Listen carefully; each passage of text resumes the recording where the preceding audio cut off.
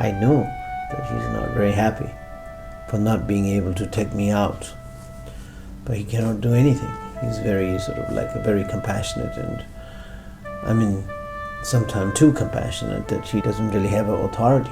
Sometimes I used to get very upset about it. Sometimes I even get a little bit of angry. I remember getting angry also sometime to those monks and all these things. But of course I have no power. I have nothing. Anyway, I'm just a little kid. As there's a saying, your own experiences needs to be seen as an example, and that should be a knowledge example, or the experiences that you went through, particularly if you have a sort of a hardship, or maybe a sort of problematic kind of experiences, or difficult experiences.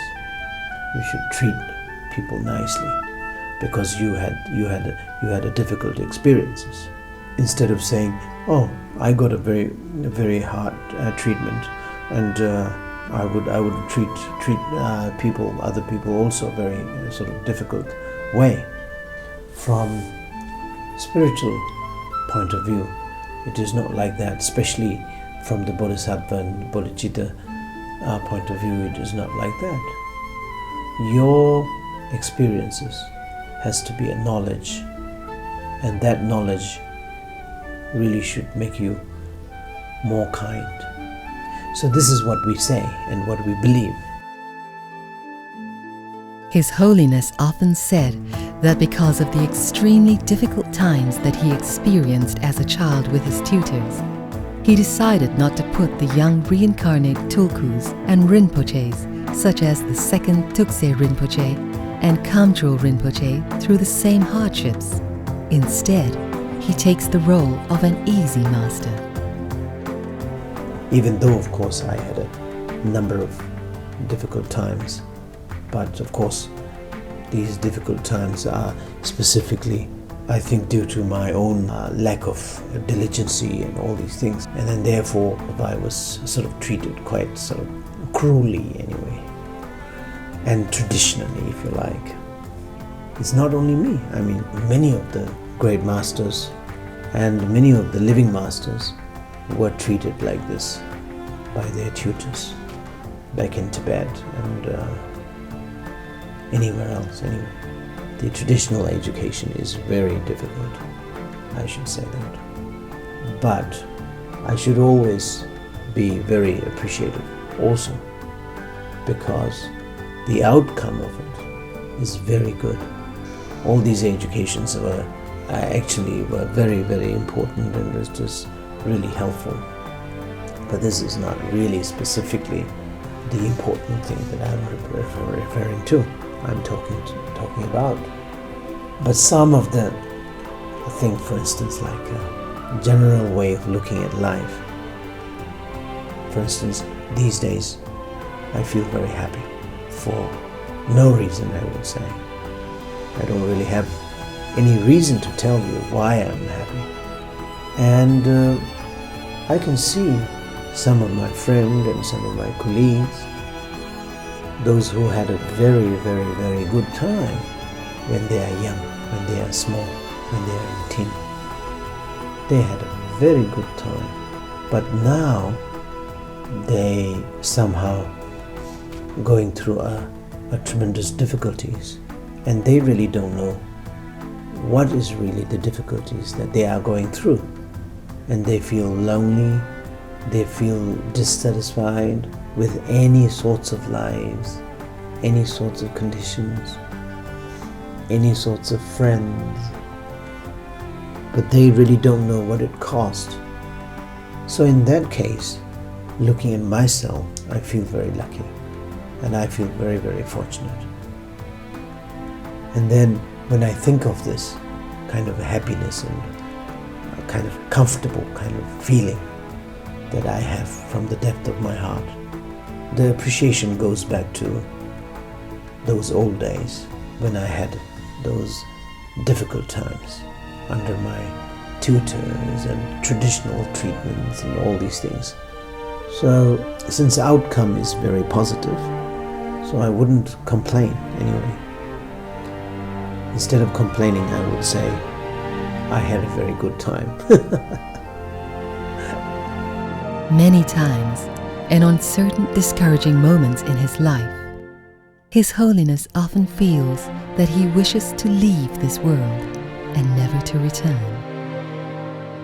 I mean, personally speaking, I would definitely prefer going to some other places and do some more sort of meaningful charities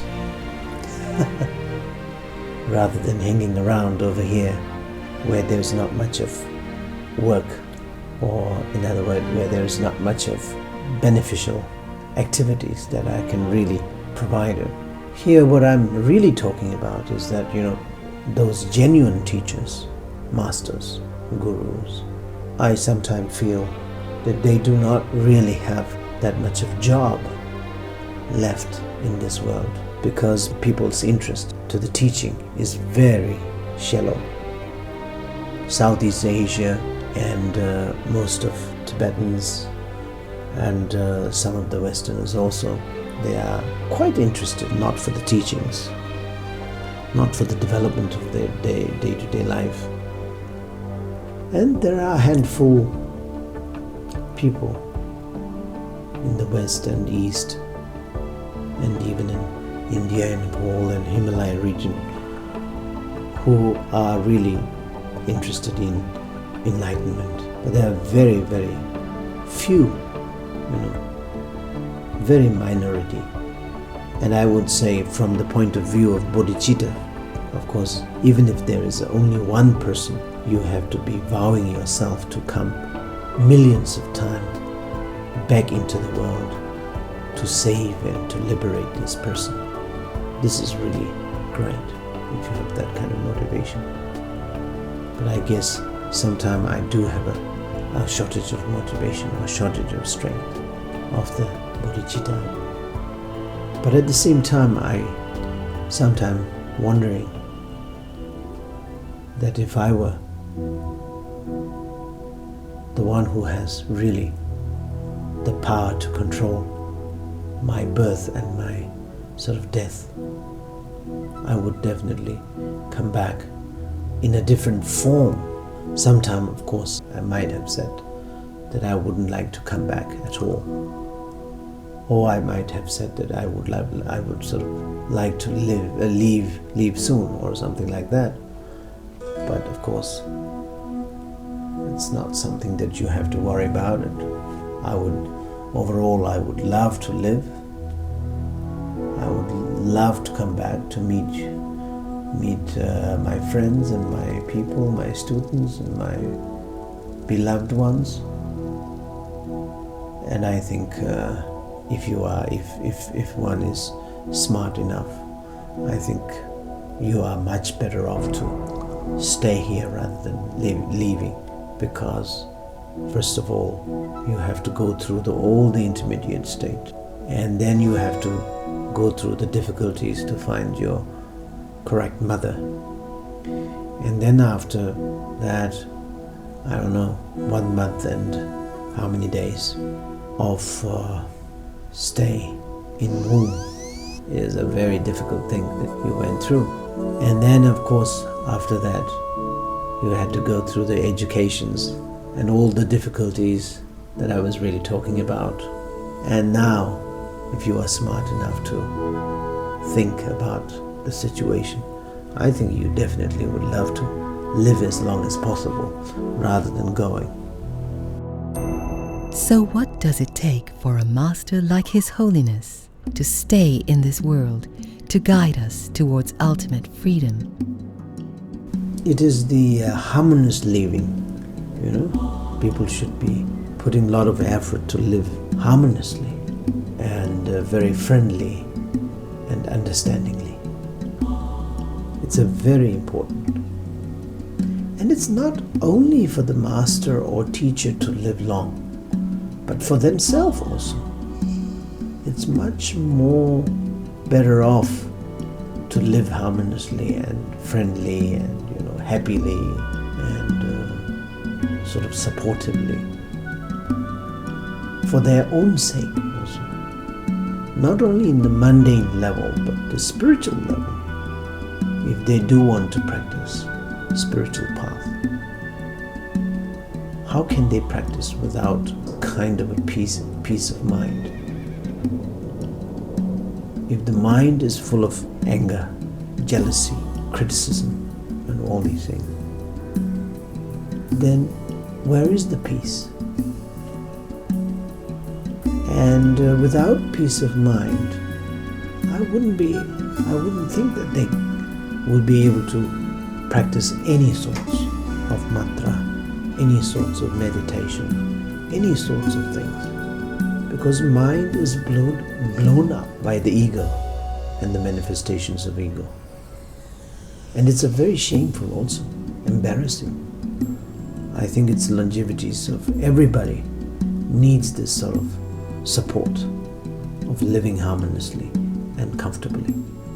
For instance, if a couple or a family members, if they keep on sort of angry each other and sort of leading their life aggressively, obviously many members of that family will definitely attack with the stroke and the blood pressures and this and that, and they will tremendously suffer a lot.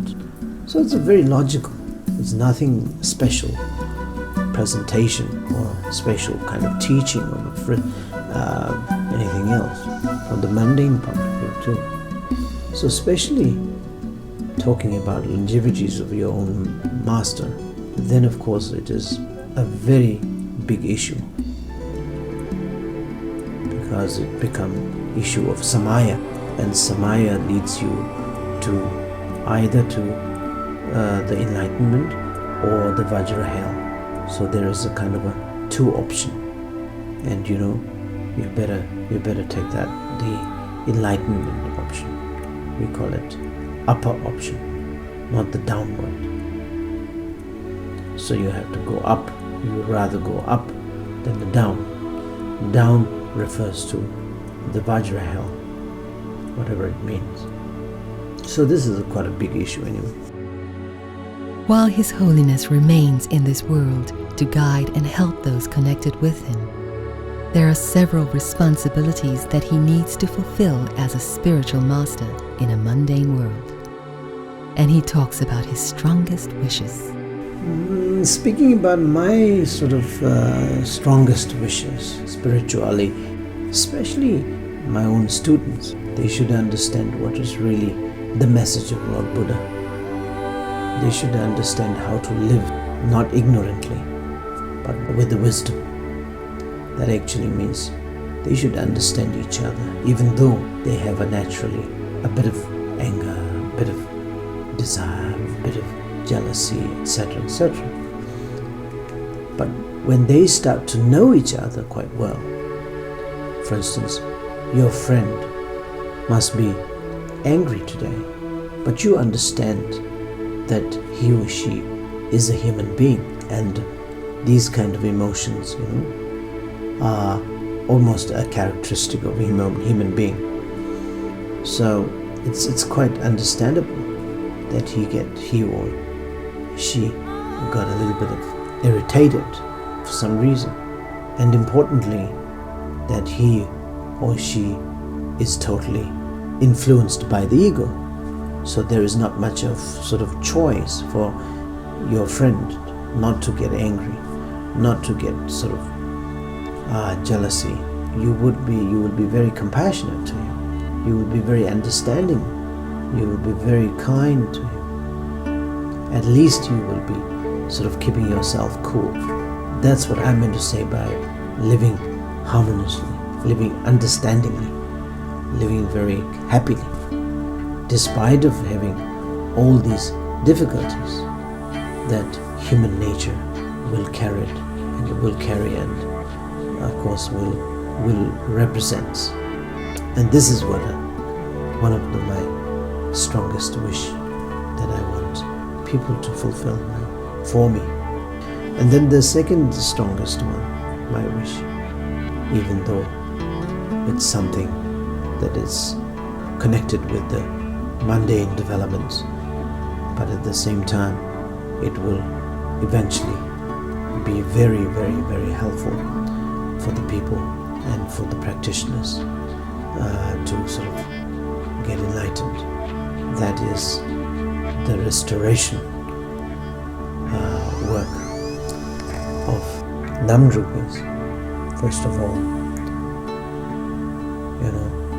I'm really hoping that to turn this Namdrup into an educational center, quite an important educational center, so that not only the monk and the nuns will be educated by